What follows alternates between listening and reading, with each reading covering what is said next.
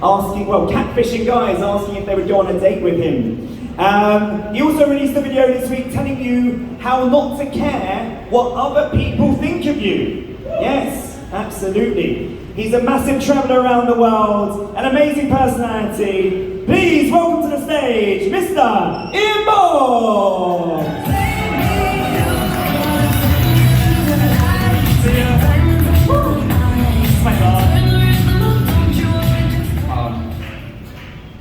Yeah, that's a pretty scary title right there.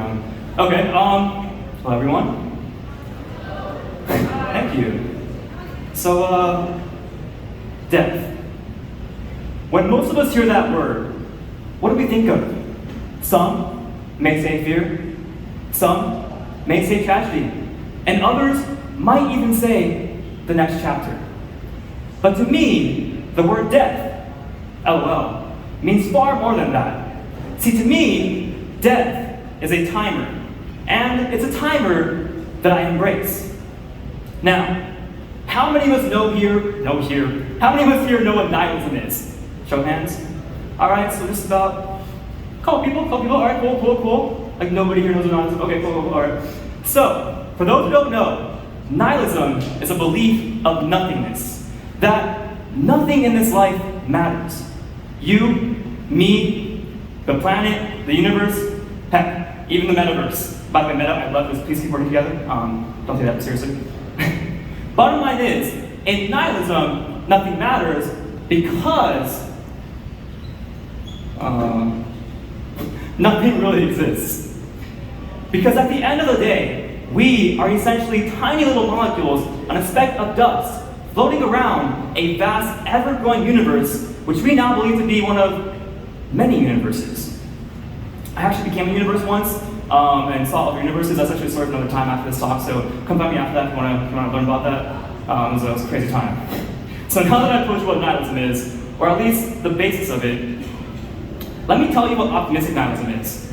And yes, it's a thing, and it's very possible. I'm living proof of it. And in order to tell you what optimistic nihilism is, I need to tell you a very personal story. Is that okay with you guys? Okay, cool. So, when I was in my third year of college, I almost killed myself. Several factors in my life, including being broke, working a full-time job, being a full-time student taking over 20 units, and being a residence advisor, where I had to take care of over 100 students and freshmen in the college dorms ages 18 to 20, while being a 19-year-old myself, basically being their therapist, parent, older sibling, and so much more at the same time. This all led to me having no time for myself, which led me to have almost no sleep every night, which led to severe anxiety. Then that, paired with the unrealistic expectations I had set myself before 2020, led me to stand at the edge of a bridge, wanting to end it all. And as I was about to take that step, a voice shouted in my head. It said, "Ian, what are you doing? Get away from that bridge right now. You were destined for greatness, but you have to work for it. Stop acting like this."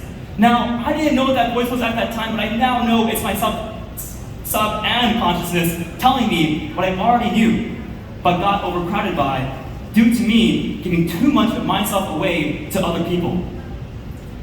I stepped away from that bridge soon after hearing that voice and saw a therapist for the first time in my entire life. And what she told me after I told her everything that was going on in here is gonna blow your mind. She said, "Well, of course you're feeling this way, Ian. You're acting silly. If you're not doing the things that make you happy and you're giving all your time away, of course you're gonna get depressed and anxious." So we laid out 3 things that make me the happiest. 1, going to the gym. 2, photography. And 3, being creative and creating. So, that day, I had a bowling program set up for my residents, my kids. So I only had 30 minutes of my own free time to go do whatever I wanted to do. So I used that time to get a quick workout in for the first time in months. And I immediately felt better. Even though it was only 30 minutes, I felt better. Then, that weekend, I had so many things to do, but I took a break from everything, and drove down to San Diego to stay with my grandparents for a bit. And on that drive I took photos of, well, everything. The beautiful coast, the super blood blue moon, which just so happened to be taking place that night, stars, everything. Stars aren't in this photo, but I mean, print out the ones. Almost as if the universe was aligning for me because I was doing what made me happy, what I was destined for.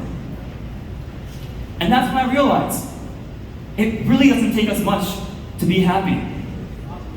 So why do we often avoid doing the things that do? Well, it's because we invented this little thing called work. Did you know that? We literally invented jobs. We invented money. The things that often drive us the most insane, we invented marriage, we invented that. Anyways, I love being happy. Who here loves being happy? You gonna show hands? Come on. You don't raise your hands, I have purpose that I talked about. Alright, cool. Awesome. Alright, anywho, after realizing this, I decided to make it a goal to find a way to do what makes me happy every single day. And have financial freedom at the same time, while helping others who are in the same dark place I used to be. Photography, for a while, was my way of doing that. I even paid off my student loans doing photography. I basically scammed my college by being a better photographer than their photographers, and I charged way less for better photos, and that all happened, and we got here. Talk about a creator economy. And then, I had a video go viral. It was a video of me making fun of alpha males by cutting my own hair. And it didn't go viral for the parody aspect I intended it to go viral for. It went viral because people generally love watching someone try something new. I mean, I did get myself a pretty good haircut for the first time. And then I started a little dorm haircutting business. Don't ever do that, it's so messy. But y'all, that video got a whopping 28,000 views. I mean, now my platforms have over 30 billion views and over 30 million followers, and who knows how many likes and comments. But 28,000 views for a little college guy who had 3,000 followers was pretty crazy at that time. My mom actually called me and she was like, Ian, why are you buying views? Why are you buying followers? I was like, I'm not. Something crazy's happening. Her friends called my mom and she was like, my friends are going crazy because they think you're buying views. I was like, I'm not. It's real. So this made me realize that social media is capable of allowing me to reach an incredibly large audience organically. There we go. Which made me realize that the goals I had as a kid, the goals of becoming a YouTuber and an actor, were not as far-fetched as I had thought. And on top of that, realizing that it now coincided with my new goals of helping people while doing what makes me happy, while being financially free, made me go all in. So, I switched my major from biology to film.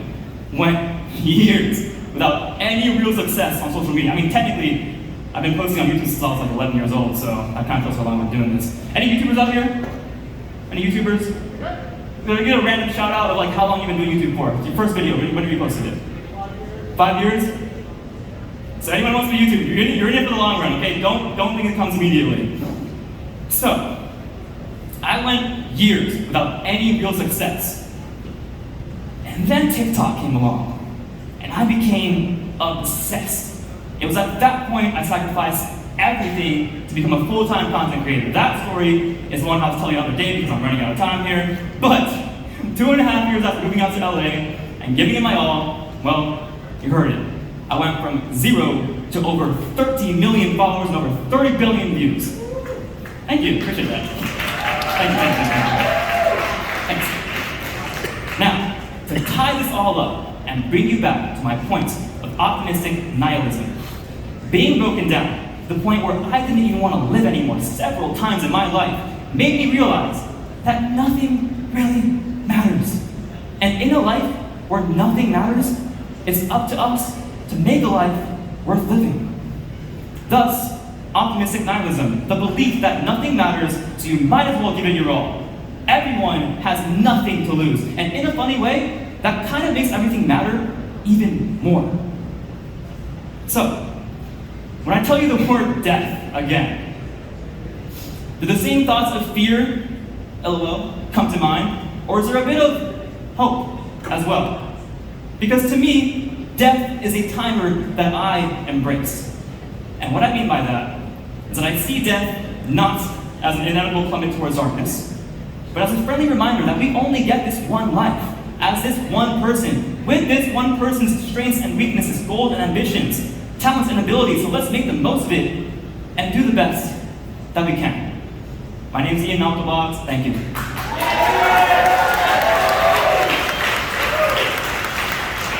Can we get a selfie? Let me get a selfie with you guys. Yeah, that's it. Alright, Andre, I want you to cheer with me, okay? Alright, we're doing a selfie video.